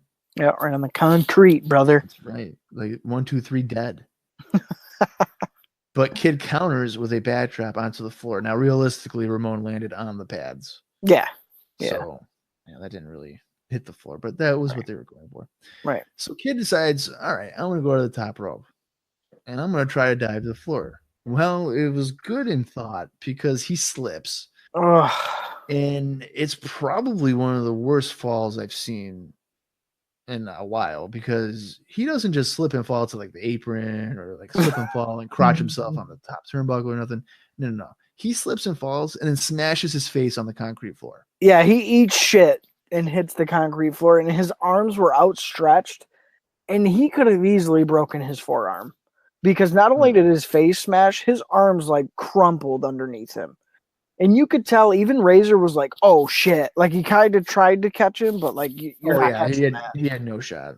Yeah. It kind of brought the match back into reality a little bit, which kind of sucked. I felt bad for him. Like, damn, that really sucks. To really kind of get going, and you literally fall flat right on your face. Yeah. But it was interesting when Ramon went to go pick him up. I was looking at Kid, and it just seemed like he was like, I'm fucked up. Yeah, he was probably knocked out. Yeah, he was for sure woozy. Yeah.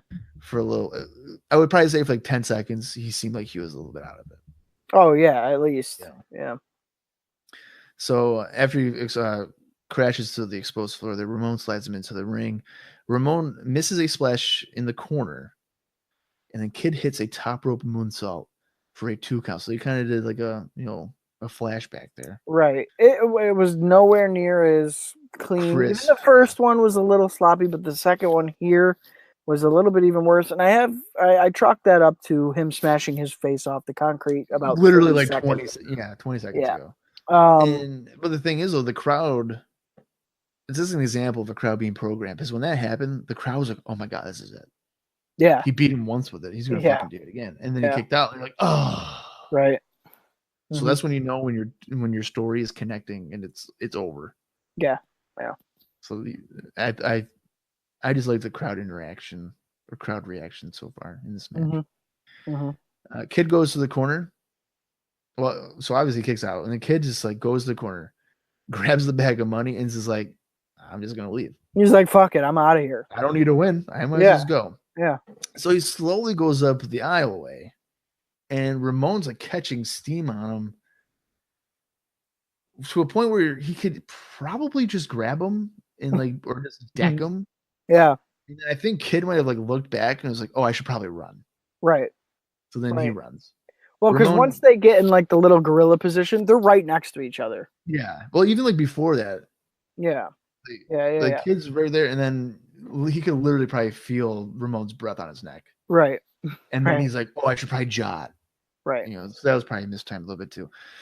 But they go through the curtain because Ramon's chasing him, and then Kid escapes through a door and hops into a conveniently placed car. So Kid stole $10,000. Yeah. They've both been counted out. Kid, I guess, by default is the winner because he stole $10,000. He got the money. Yeah. I personally really enjoyed it. I did too. Even with the time crunch aspect of it, I think that even helped the match. There was never a dull moment. Like it was action, action, which was good, especially after having the really beefy match earlier in the show.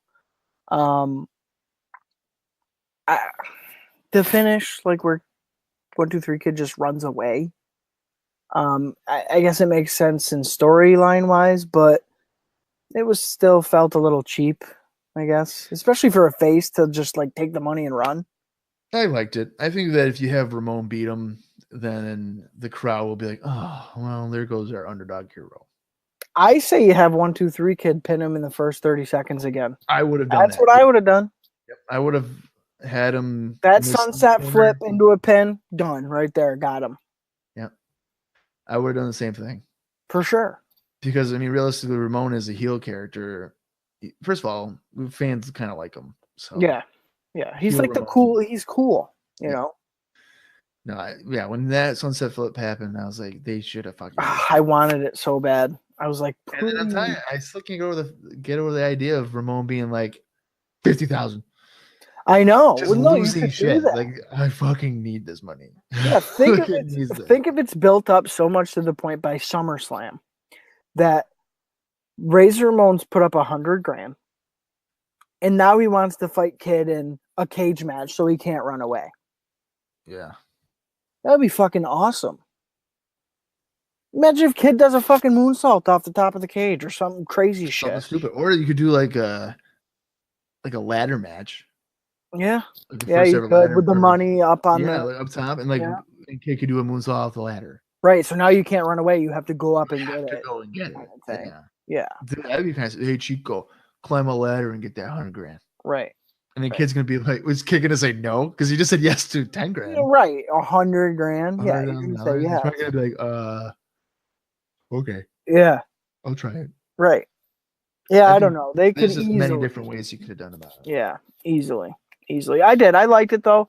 I think it's one of the best little feuds that they've put together for TV in the whole year so far.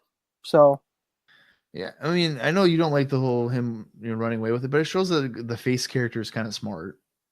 Well, yeah. He's not outsmarted by the heel. He can get the money and go. Right. And coming out of this, it's the next time that 1, 2, 3 Kid pops up on the card or anything, I'm gonna be like, okay, let's see what happens now. Yeah, I feel like if he were to lose here,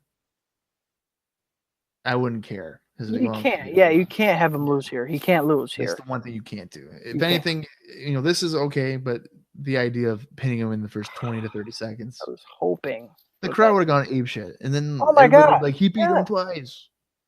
Now you got a star on your hands because now not only have Yeah. they been chanting his name, now he's pinned Razor Ramon twice and got 10 grand. So fuck yeah to that. Exactly.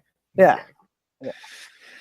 We after a commercial, we go back to the arena, and McMahon talks to Ramon. Ramon says that nobody rips off the bag. Ramon says that kid can run, but he can't hide, and that he's coming after the kid. The stick man. The stick man. Yeah, that's right. We get another WWF figures ad. We come back to the arena, and they kind of like promote next week's show. So next week's show, which would be June 28th, will be WWF World Champion Yokozuna will be on the show for an interview. And then in a match, which I'm sure you are just fucking thrilled about, WWF Intercontinental Champ. You have an evil smirk on your face already. WWF Intercontinental Champion Shawn Michaels will defend against, I don't know how the hell this guy has a title shot. Blows my mind. Kamala. You're damn right he does, buddy. I don't understand. He's going to win it. He's going to win it. And then he's going to drop it to who would become the greatest Intercontinental Champion of all time, Kimchi. Right, yeah. Kimchi. Yeah. So my fucking God. Attendance for WWF house shows would go to fucking 400. I would give Kimchi all the belts. All the belts. He's the tag champions. He's the IC champion. He's the world champion. I could see Kimchi on fucking Good Morning America with all the belts being interviewed, and like you don't know who he is. He's got like the voice that's like the shadow voice. Is like, I can't disclose my the WWF. I'm gonna win. I hate you, Hulk Hogan. That would be fucking Come awesome. on, Bret Hart. I'll beat you up too. Oh shit. Yeah, that'd be great. Fucking best angle ever. Yeah. Good thing you weren't booking the WWF in '93. Let me tell you, ratings would have went through the fucking roof. Yeah. Oh boy. So that pretty much wraps up the show. I mean, they do again for I think the 4th or 5th time. Yeah, it's the King of the Ring encore. Please buy our shit. Yeah. We've already spoiled the show for you, so if you haven't seen it in 2 weeks, watch it again tomorrow. Don't know when. Or if you liked it, the tag part of it was like, it's so good, you should see it again. I'm going to pay $60. For sure, I've already fucking heard the results for and probably watched. Yeah, I watched it. You've been telling me the results for 2 weeks. I'm going to get it again. And we've already advanced storylines since then. Right. Yeah, like, no, I'm not going to do that. If anybody that watches was smart, you should do what I would do. Back in the day when VCRs were a thing, you put a blank VHS tape in there, you hit record, and you have it forever. But that's okay. No one ever said that. You pirating bastard. It's not pirating. I paid for it. I can record it. Yeah, I guess. Pirating would be if I recorded it and then sold it. Well, that's pirating. Yeah. I didn't pirate nothing. Everything I did was on the up and up. All right, just so like that Memphis stuff, right? Hey.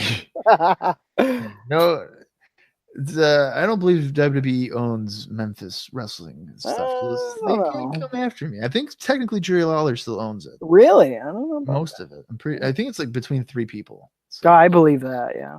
Yeah. It's a whole thing. If it was WWE is weird about what footage they own.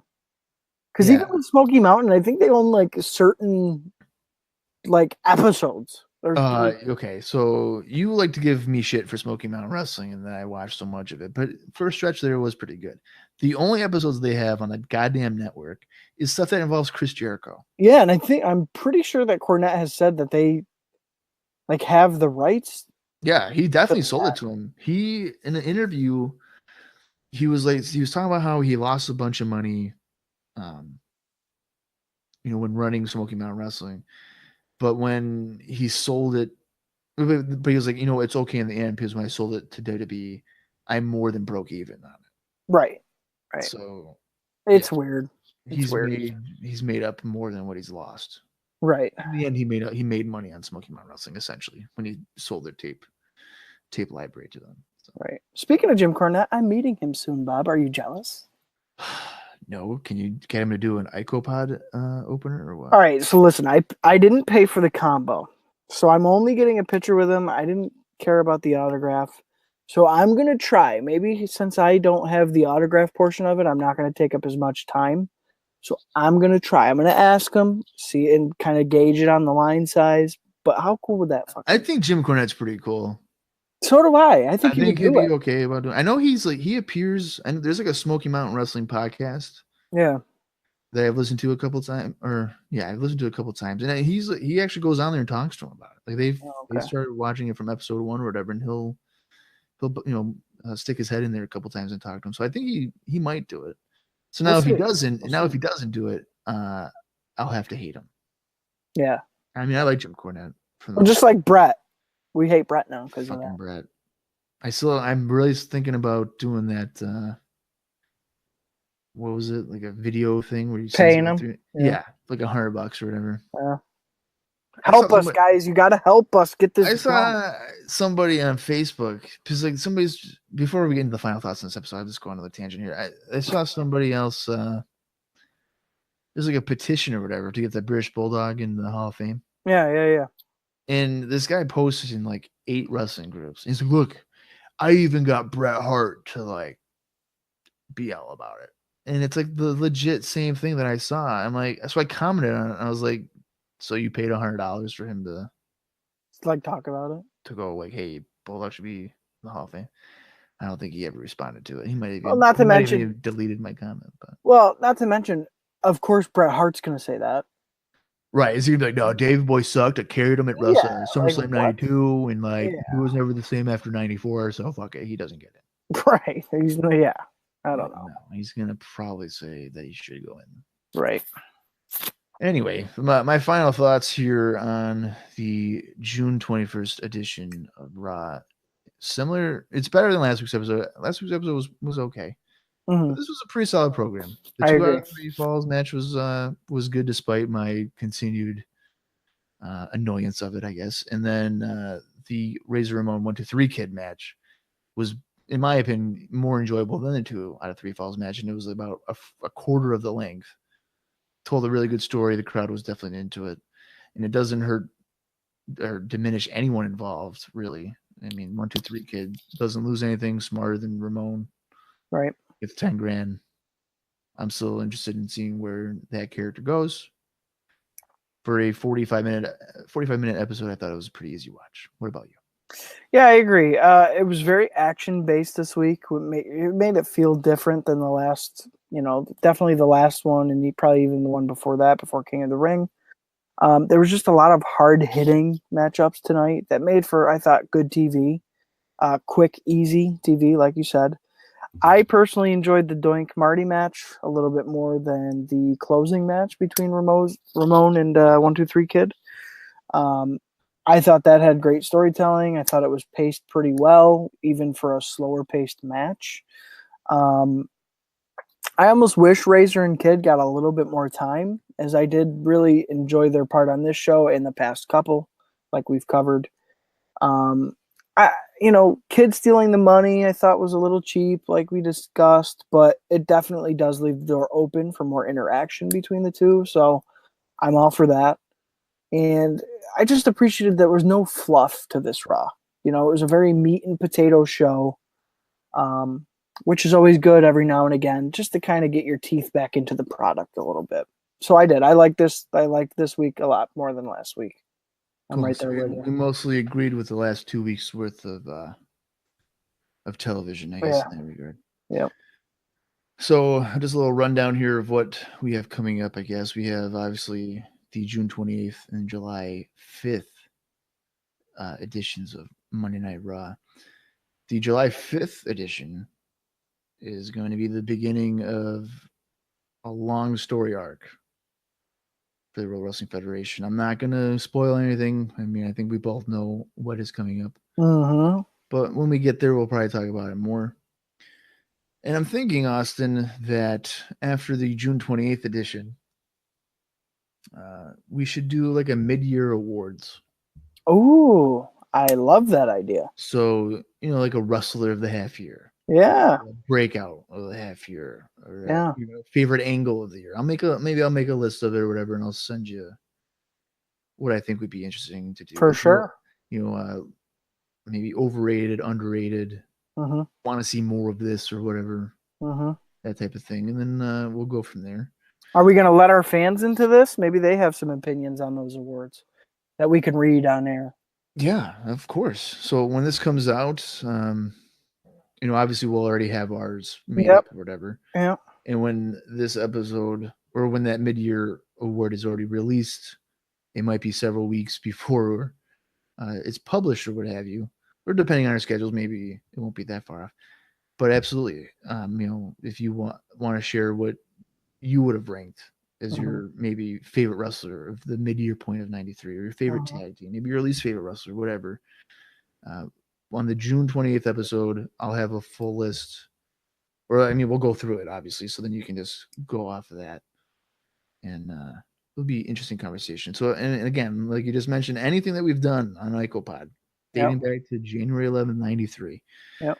If you're just coming across the podcast, feel free to send us an email or a message. And if you want to talk about Perfect Flair at the end of it, at the end of the episode that, I come across your comment or whatever, we can talk about it. Who cares? Right. Maybe the half-year awards is its own show. I don't know if I could talk about the half-year awards for an hour. Maybe we get in depth, Bob. Maybe we have a lot of responses from all of our fans. Oh, we could. You never know. I guess I could realistically post this before it's released and then just read them what everybody said. I guess that would probably be the smart thing to do, right? You never know. I think it's a cool little idea. Yeah, that's probably not a bad idea. Maybe I'll do that. Maybe on the IcoPod Facebook page, I'll be like, hey guys, I know we're 4 weeks ahead of you in terms of what we've recorded, but what are, your mid-year things from January through June in 93? What are your favorite, maybe your favorite wrestler or whatever, stuff like that. So yeah, I'll probably do that. It's probably a good idea. Cool. And get more people to interact. So. Let's do it. All right. What else you got? You got anything else, Austin, or are we good for episode 26? Well, we got it in the bag, brother. Hopefully our stream kind of stayed a little bit more coherent this time around. This is probably going to be our best bet, so hopefully people are able to put up with it at least. But I think it's been working fairly well for being 1,000 miles apart now. Moving forward, we'll... You may be 1,000 miles apart, but you're always right in my heart. That was beautiful. That was like a Lanny Poffo poem. Yeah. I was going for Seal. Well. You sealed the deal on that one, buddy. Kissed by a rose. Yeah. Where? All right, sorry. But no, I think we're headed on the right track. Hopefully we don't get derailed along the way with what is to come on the landmark ship here in January. I'm really looking forward to that. Yeah, yeah. You are my hero. No, Bob. No. Whoa. No. I'll have to use that as the closing song for the next. When we get to that point for the next 6 months. No. I think it's longer than that. I think it's almost 8 months that they fucking ride. No. Okay. All right, that's it for me. You got anything else, Bob? No, like I said, if you got anything with the mid-year awards at any point, you can hit us up, icopodcast@gmail.com for anything. If you're interested on being on the show and you want to Google Hangout with us, hey, talk about 93 wrestling or a live watch, whichever. We'll still be doing those too. Don't forget about those. Just hit us up on any of those outlets, social media, and we can get something situated and do it. I think it would be a lot of fun to get maybe a rotating third person. Yeah. Pretty cool.